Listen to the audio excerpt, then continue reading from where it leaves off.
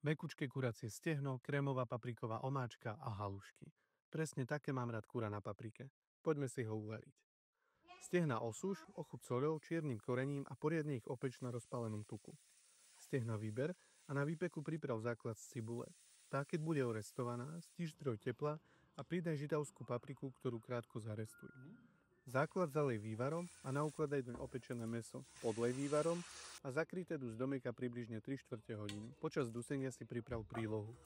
Na halušky len zmiešaj polohrubú múku s vodou a vymiešaj rečie cesto, ktoré už len prepasíruj do vriacej osolenej vody.